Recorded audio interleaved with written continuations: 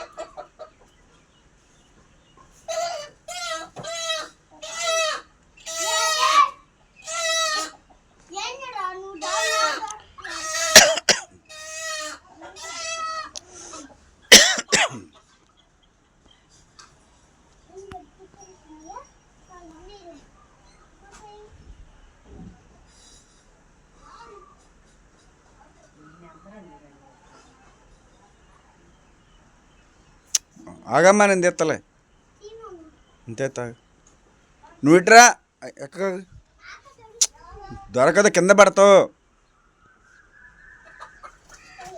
నువ్వు ఎట్టెక్కుతురా నాకు దొరికితేలే నువ్వురా నేను దింపుతాలేరా.